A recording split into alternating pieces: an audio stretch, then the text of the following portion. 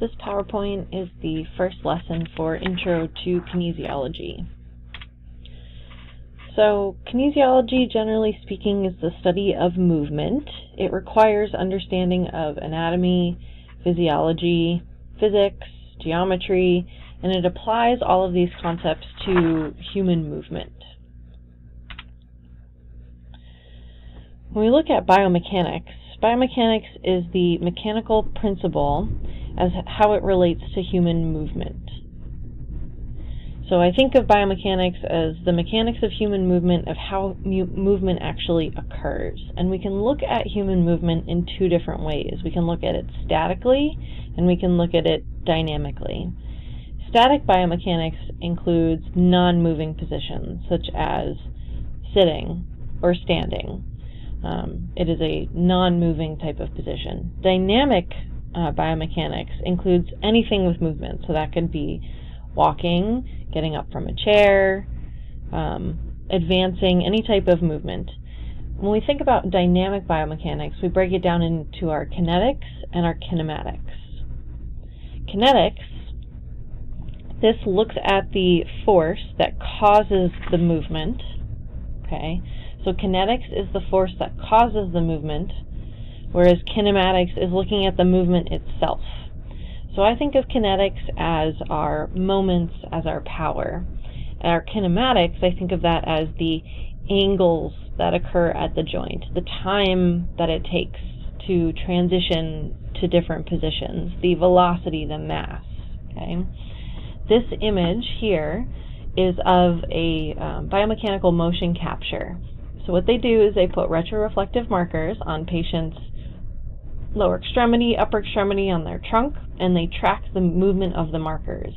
And what they do is they calculate out the angle that the joint moves in, or maybe they look at the moments or the powers that are generated through the movement that the person is doing.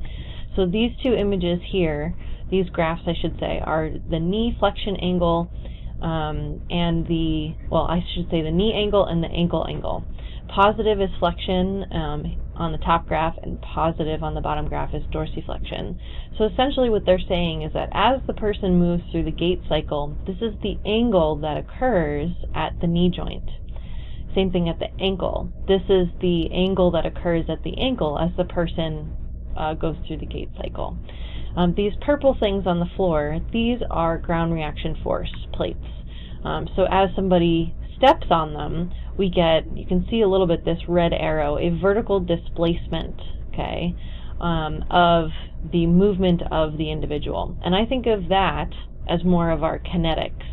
What we're talking about with our angles here, this is more of our kinematics. I have included a link to a YouTube video that talks a little bit more about kinematics and kinetics. That might be helpful for further understanding. I want to go over some basic positions. We're starting with anatomical position. We know that this is an upright position. The biggest thing to note is that the palms of the hands are facing forward, so the forearm is actually supinated in this position. I would say in general, unless it's stated otherwise, when we're talking about the position of a patient, we're talking about them in anatomical position. You may also see something referenced called fundamental position. In this position, it's basically the same except that now the forearms are in a neutral position, so they're halfway between supination and halfway between pronation in a neutral position. This is our fundamental position, whereas if the arms are supinated, that is our anatomical position. So when we want to talk about a certain part of the body, typically we're going to assume that someone is starting in an anatomical position unless stated otherwise. So to review some terms here, we're going to start with anterior and posterior. Anterior and posterior refers to the front and the back of the body. So we have anterior here, posterior here. Ventral and dorsal mean the same thing as anterior and posterior. So ventral is going to be the same thing as anterior, and dorsal is going to be the same thing as posterior. We often use ventral and dorsal instead of anterior and posterior when we're specifically referencing the hands and the feet. Medial and lateral. We use this to describe other structures relative to the midline of the body. So if we're talking about something being more medial, we're saying it's closer to the midline, which would be the middle of the body. If something is lateral, we're saying it's farther away from the midline. Okay. An example might be if we're talking about the clavicle. Okay. The clavicle, we would say, is medial to the acromion, because we know the acromion is here and the clavicle is here. So the clavicle is medial to the acromion. When we talk about distal and proximal, we typically use this to describe something on the extremities, like the arms and the legs, because distal means away from the trunk, and proximal means towards the trunk. So we would say that the elbow is proximal to the wrist. We have superior and inferior. Again, we use this to describe location of the body, but this can be used anywhere on the body. So superior tends to just mean above, and inferior means below. So we could say that the elbow is superior to the wrist, or the wrist is inferior to the elbow, or we could say that the pelvis is inferior to the glenohumeral joint. Okay. Sometimes the relationships of the structures that we're talking about, we want to orient them towards the head or the feet. So we tend to use cranial or cephalad, which means towards the head, and caudal, meaning towards the feet. Caudal, by definition, means tail. Okay, so towards the tail. So typically when we're talking about towards the head versus towards the tail, we're typically referencing things in the trunk area. However, you will see this used for all parts of the body. Talking about superficial versus deep. Superficial is going to mean close to the surface, whereas deep is going to be below certain structures. You may think about using this when you're talking about location of muscles within the body. Supine and prone, we know supine is laying on your back with your face up, and prone is lying face down or lying on your stomach. And bilateral, contralateral, and ipsilateral. Bilateral means both sides, contralateral means the opposite side, and ipsilateral means the same side. Again, I know that you don't have your textbooks yet, but this is an image from your book that kind of describes the landmarks that we were just talking about. So one of the important things I want to talk about is when we lump some of these body parts together. So if we're talking about the arm, the forearm, and the hand, so they're basically saying the humerus, the forearm, and the hand, we're talking about the upper extremities. Or if we're talking about the upper extremities, we know that we're referencing one of these three parts of the body, or all three of those. Same thing with the lower extremities, the thigh, the leg, and the foot. It's referred to as your lower extremities. When we're talking about the trunk, we're talking about the abdomen and the thorax. Remember, the thorax includes the rib cage as well as all of the thoracic vertebrae. So the trunk is made up of the thorax and the abdomen. And then when we talk about the head and the neck, we often will separate those. So one of the things that we would be doing in class is kind of coming up with landmarks. So naming something that is distal to the elbow. We could say that the thumb is distal to the elbow, the wrist is distal to the elbow. There's several different options and answers for this. So I would recommend that you pause the video and try to go through the examples and come up with some structures that are relative to what is being referenced here. So something being medial to the thumb, posterior to the ASIS, and etc. The next thing I want to talk about is something called osteokinematics. Osteokinematics is movement of the bone around a fixed point or a joint axis. We often refer to this as angular motion or rotary motion. Some examples of osteokinematics that we will go over include motions like flexion and extension, AB and adduction, and internal and external rotation. So whenever we're talking about osteokinematics, we're talking about functional movements. We're talking about movements that we would describe that are required for different tasks. We will talk more specifically about these movements, but I just wanted to start to introduce some of these concepts. Something else I want you to think about is movement, whether it's occurring within the body or outside the body, is going to have a different type of movement structure to it.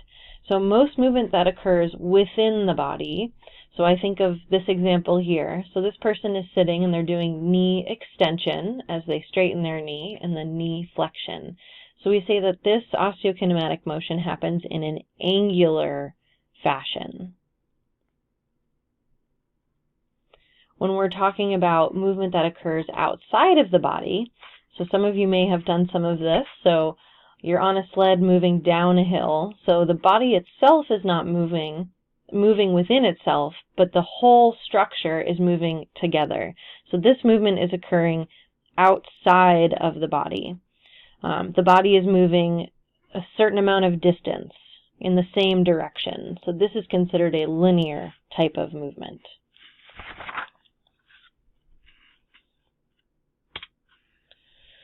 So moving on to our flexion and extension.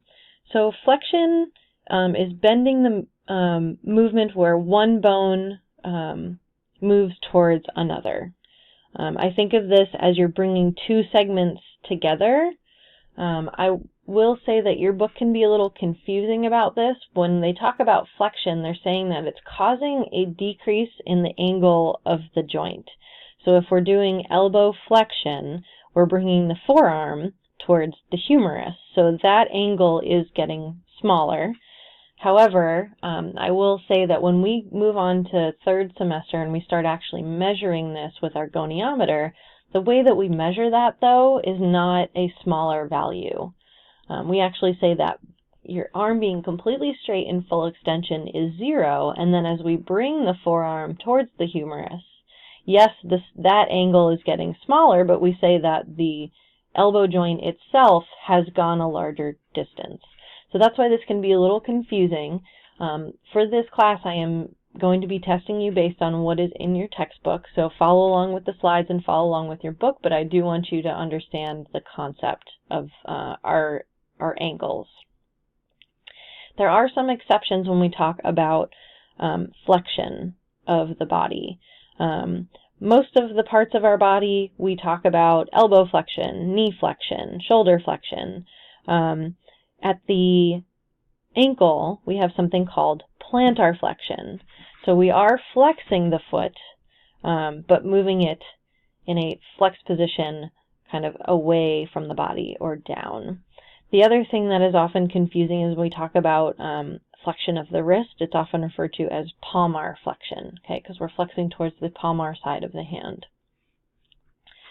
Moving on to extension. Extension is a straightening movement of the joint. It is opposite of our flexion movement, so the bones are moving away from each other.